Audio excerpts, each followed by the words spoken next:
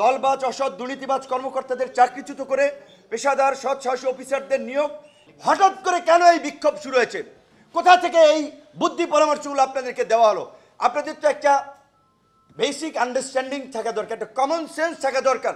একটা নতুন গভর্নমেন্ট বসেছে, তাদেরকে দপ্তর, মন্ত্রণালয়, অধিদপ্তর এটা বুঝতেও তো 10 থেকে 15 দিন সময় লাগবে।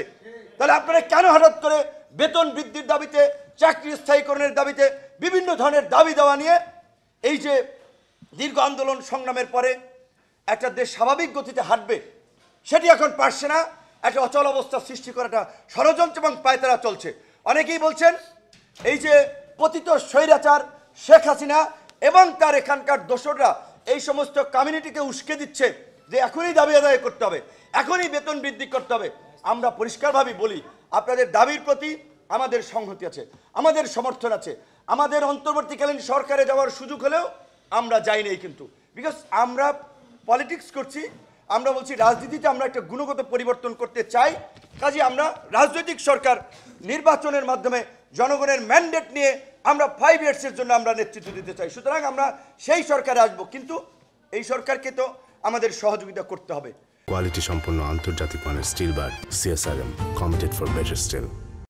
আর আমরা যদি ভোট, কাদের ভোট? জনগণের ভোট। জনগণের দ্বারাই কিন্তু আমাদের নির্বাচিত হতে হবে। জনগণ সমর্থন দিলে নেতা, না হলে কিন্তু পাত্তা থাকবে না। কাজেই আমরা আপনাদের দাবির প্রতি সহনশীল, কমিটেড। আপনাদের দাবি আদায় আমি আপনাদেরকে কথা দিচ্ছি, এই গণ অধিকার পরিষদ, প্রবাসী ছাত্র যুব শ্রমিক অধিকার পরিষদ, আমরা সবাই আপনাদের সাথে রাজপথে থাকব। কিন্তু আল্লাহর হস্তে আগামী 1 মাস কোনো দাবি দেওয়া নিয়ে দয়া করে রাস্তায় আন্দোলন করেন না। সরকারকে একটু স্থিতিশীল হতে দিন, এইটা আমার অনুরোধ। একই সাথে বিশেষ করে আজকে সারা দেশের, সারা বিশ্বের প্রবাসীদের যে আবেগ অনুভূতির, তাদের এই দাবির প্রেক্ষাপটে যে আজকের এই প্রোগ্রাম, আমরা যেটা বলেছি, দলবাজ অসৎ দুর্নীতিবাজ কর্মকর্তাদের চাকরিচ্যুত করে পেশাদার সৎ সাহসী অফিসারদের নিয়োগ।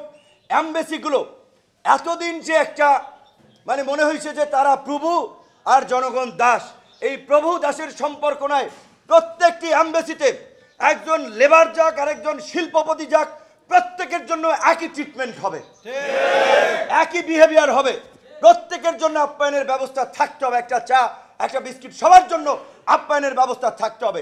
লেবার যাক আর যে যাক, প্রত্যেককে স্যার বলে অ্যাড্রেস করবেন।